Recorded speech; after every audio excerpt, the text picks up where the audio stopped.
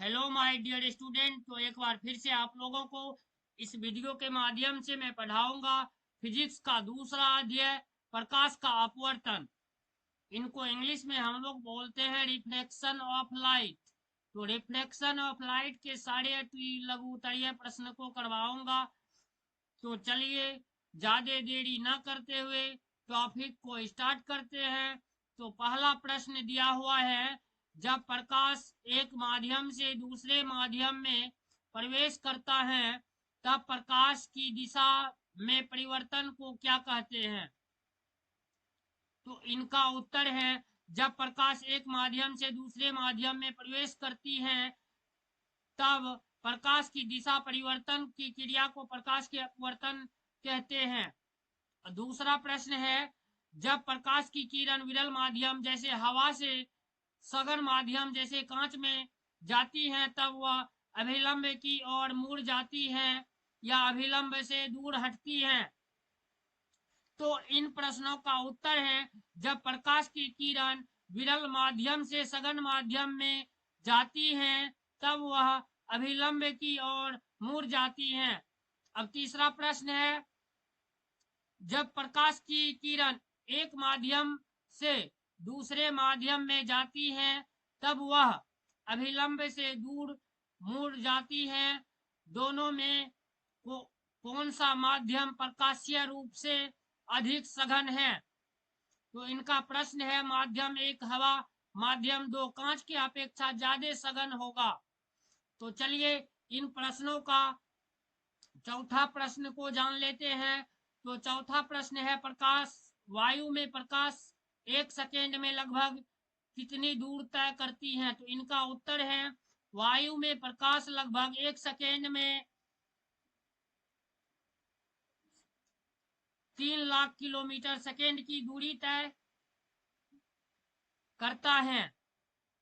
पांचवा प्रश्न है, स्नेल का नियम क्या है? तो उत्तर है इन प्रश्नों का, किन्हीं दो माध्यमों और प्रकाश के किसी विशेष वर्ग रंग के लिए आपतन कोण की ज्या और अपवर्तन कोण की ज्या के अनुपात का एक नियतांक होता है, अर्थात sine i is equal to sine r एक नियतांक।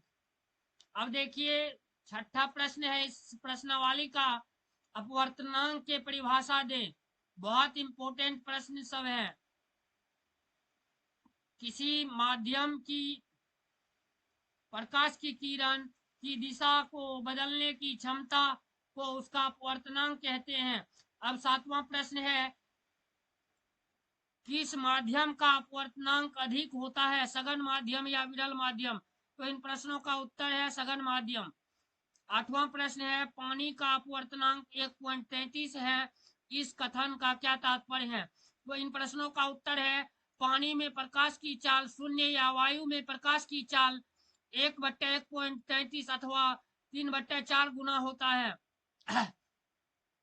नौवां प्रश्न है, पारस्विक विस्थापन से आप क्या समझते हैं? तो इनका उत्तर है, कांच की सिल्ली से प्रकाश के अपवर्तन में अपतित किरण और निर्गत के बीच लंबवत की दूरी को पारस्विक विस्थापन कहते हैं। 10वां प्रश्न है, नीचे दिए गए चित्रों को ध्यान से देखें और उनके नीचे दिए गए प्रश्नों के उत्तर चित्र में 1, 2 और 3 में कौन निर्गत किरण नहीं हो सकती हैं? तो चलिए इनका उत्तर जानते हैं। 1 तथा 2 निर्गत किरण हो सकती हैं। चित्र ख में 1 का मान कितना होगा? आई का मान कितना होगा? तो इनका होगा 60 डिग्री। ग है, पार्ट नंबर ग है, ग में सिल्ली से होकर गुजरने वाली किरण का पथ दर्शाएं। तो इनका उत्तर है, सिल्ली से होकर गुजरने वाली किरण का पथ सीधी होती है। किरण के पथ को इस रेखा चित्र द्वारा दर्शाया गया है। 11वां है, लेंस कितने प्रकार के होते हैं? उत्तर है 2 प्रकार के, एक होता है अवतल लेंस और दूसरा होता है उत्तल लेंस।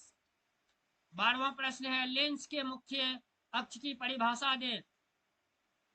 ये प्रश्न प्रीवियस ईयर्स एग्जाम में पूछा गया था, एग्जामिनेशन पॉइंट ऑफ व्यू से इम्पोर्टेंट है। 12वां प्रश्न को आप लोग अवश्य कर लेंगे, एग्जाम में जरूर बेनिफिट मिलेगा। किसी लेंस का मुख्य अक्ष उसकी सतहों के वक्रता केंद्रों को मिलाने वाली रेखा होती है। 13वां प्रश्न है पतला लेंस क्या है। इन प्रश्नों का उत्तर है पतला लेंस एक ऐसा लेंस है जिससे होकर जाने वाली किरण लेंस से अपवर्तन के बाद बिना विचलन के सीधे निकल जाती है।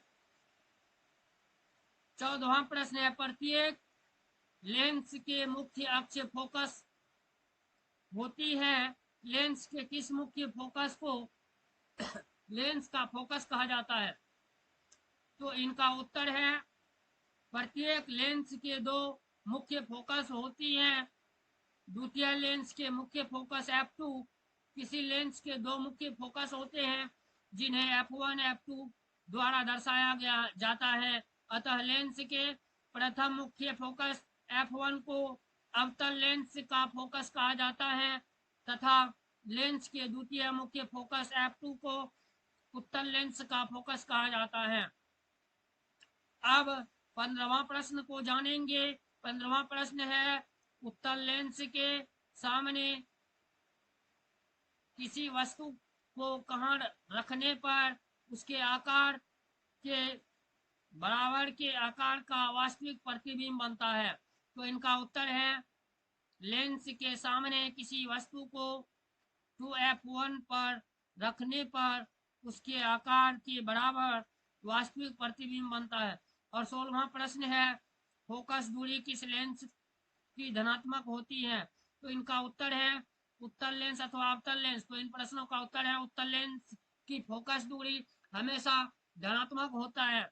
यदि वही मैं बात कर लूं अवतल लेंस की, तो अवतल लेंस की फोकस दूरी हमेशा ऋणात्मक होता है। तो चलिए 17वां प्रश्न को जानते हैं। जिस माध्यम का अपवर्तनांक कम होता है उसके प्रकाश की चाल कम होता है या अधिक। तो इनका उत्तर है विरल माध्यम का अपवर्तनांक कम होता है तथा इसमें प्रकाश की चाल अधिक होती है। तो इन प्रश्नवाली का 18वां प्रश्न को देखेंगे। 18वां प्रश्न है किस लेंस को अभिसारी लेंस कहा जाता है। तो इन प्रश्नों का उत्तर है उत्तल लेंस को अभिसारी लेंस कहा जाता है। 19वां प्रश्न है यदि कोई वस्तु उत्तल लेंस की बहुत ही दूर यानी अनंत पर हो तो वस्तु का प्रतिबिंब कहाँ बनेगा। इन प्रश्नों का उत्तर है मुख्य फोकस पर। चलिए 20वां प्रश्न को देखते हैं। कौन सा लेंस वास्तविक और आभासी दोनों प्रकार के प्रतिबिंब बनाता है। तो इन प्रश्नों का उत्तर है उत्तल लेंस। चलिए 21वां प्रश्न को देखते हैं। यदि किसी लेंस द्वारा प्राप्त प्रतिबिंब वस्तु के अपेक्षा सीधा और छोटा हो तो वह कैसा लेंस होगा। इन प्रश्नों का उत्तर है अवतल लेंस। यदि वस्तु के अपेक्षा सीधा और छोटा होता है तो वह अवतल लेंस होता है। तो चलिए 22वां प्रश्न को देखते हैं। उत्तल लेंस द्वारा किसी वस्तु का आवर्धित एवं आभासी प्रतिबिंब कब बनता है। तो इन प्रश्नों का उत्तर है जब वस्तु लेंस तथा फोकस के बीच स्थिति हो तो उसका आभासी आवर्धित प्रतिबिंब प्राप्त होता है। तो इन 23वां प्रश्न को देखते हैं। प्रकाश के अपवर्तन को 23वां प्रश्न है अति लघुतरीय का किसी उत्तल लेंस के सामने एक पिन को कहाँ रखने पर उसका प्रतिबिंब अनंत पर बनता है। तो इनका उत्तर है उत्तल लेंस के सामने एक पिन को f2 पर रखने पर उसका प्रतिबिंब अनंत पर बनता है। अब 24वां प्रश्न है दैनिक जीवन में लेंस के दो साधारण उपयोग बताएं। तो इनका उत्तर है सूक्ष्मदर्शी और दूरबीन आदि के आवर्धन बढ़ाने के लिए एक स्पष्ट प्रतिबिंब प्राप्त करने के लिए एक से अधिक लेंस का संयोग का उपयोग किया जाता है। अब चलिए 25वां प्रश्न को देखते हैं। सिनेमा हॉल के पर्दे पर दिखाने वाले चित्र वास्तविक हैं या आभासी। ये क्वेश्चन आपको एमसीक्यू में पूछा जाता है। आपको इस प्रकार से प्रश्न दे देगा, सिनेमा हॉल के पर्दे पर कौन सी दिखाने वाले चित्र कौन सी होती हैं, उसमें आपको 4 ऑप्शन दे देगा। और यदि आप जानेंगे वास्तविक, तभी अवास्तविक को टिक आउट कर पाएंगे। ये एससीक्यू में तो नहीं, बट एमसीक्यू में पूछा जाता है। चलिए 26वां प्रश्न को देखते हैं। किस उत्तल लेंस द्वारा वस्तु का आभासी एवं आवर्धित प्रतिबिंब बनाने हेतु वस्तु के स्थिति कहाँ होनी चाहिए? तो इन प्रश्नों का उत्तर है उत्तल लेंस और उनके फोकस के बीच। 27वां प्रश्न है, यदि कोई वस्तु किसी उत्तल लेंस के बाईं ओर उसकी धुनी फोकस दूरी पर रखी हो तो उसका प्रतिबिंब कहाँ बनेगा? तो इनका उत्तर है कहाँ बनेगा? तो इनका उत्तर है, यदि कोई वस्तु किसी उत्तल लेंस के बाईं ओर उनकी दूनी फोकस दूरी पर रखी हो तो उसका प्रतिबिंब F2 पर बनेगा तथा यह वास्तविक उल्टा और वस्तु के आकार के बराबर होगा। चलिए 28वां प्रश्न को देखते हैं। 28वां प्रश्न है, एक पतले लेंस की फोकस दूरी F = -10 सेंटीमीटर है। यह उत्तल लेंस है या अवतल लेंस? तो इन प्रश्नों का उत्तर है अवतल लेंस। चलिए 29वां प्रश्न को देखते हैं। लेंस से किसी वस्तु की दूरी u, प्रतिबिंब की दूरी v और लेंस द्वारा प्राप्त आवर्धन m में क्या संबंध है? तो इनका उत्तर देखिए, किसी लेंस के फोकस किसी लेंस के लिए वस्तु की दूरी u, प्रतिबिंब की दूरी v और आवर्धन m के बीच का संबंध निम्न है। तो m = +v/u। 30वां प्रश्न को देखते हैं। 30वां प्रश्न है, किसी लेंस के किस लेंस से किसी वस्तु की दूरी u, प्रतिबिंब की दूरी v और लेंस की फोकस दूरी f में क्या संबंध है? तो इनका उत्तर है, किसी लेंस के लिए वस्तु दूरी u, प्रतिबिंब दूरी v और फोकस दूरी f के बीच के संबंध को एक सूत्र से बताया जा सकता है जिसे लेंस सूत्र कहते हैं। तो लेंस सूत्र निम्नलिखित है, 1/v - 1/u = 1/f होता है। तो चलिए अब 31वां प्रश्न को देखते हैं। किसी लेंस का फोकस दूरी और उसकी क्षमता में क्या क्या संबंध है? उत्तर, किसी लेंस की क्षमता P उसकी फोकस दूरी f के व्युत्क्रम से मापी जाती है, अर्थात P = 1/f होता है। 32वां प्रश्न है, लेंस की क्षमता का SI मात्रक क्या होता है? ये भी क्वेश्चन इंपॉर्टेंट है, ऑब्जेक्टिव में पूछा जाता है ये बार बार।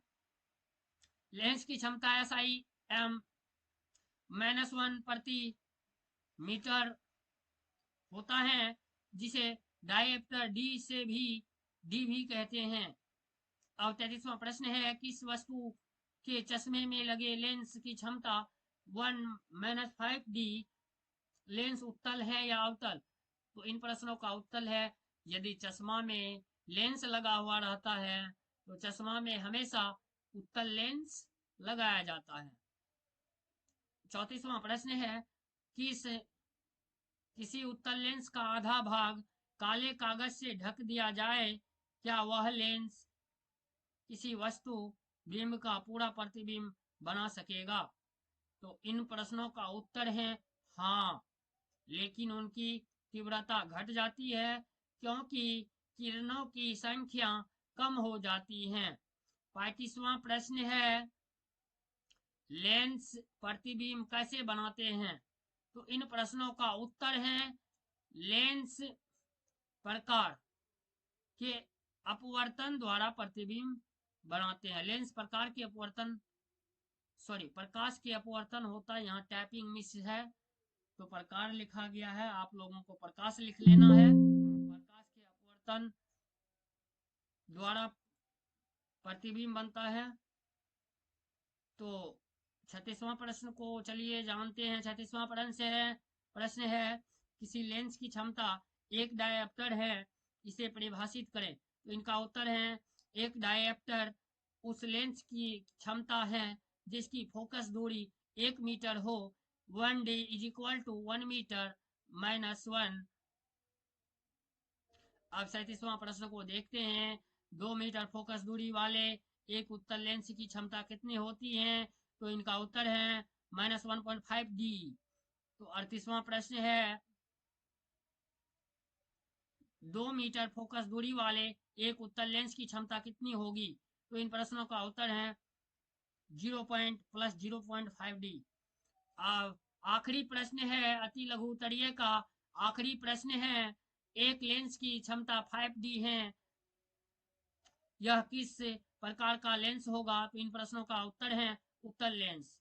तो इसी तरह के वीडियो को पाने के लिए हमारे RSSPS मैथ्स चैनल को सब्सक्राइब कीजिए और वीडियो को ज़्यादा से ज़्यादा शेयर कीजिए ताकि उन बच्चों तक पहुंच जाए जहां कोचिंग की व्यवस्था ना हो।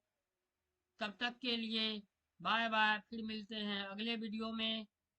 धन्यवाद।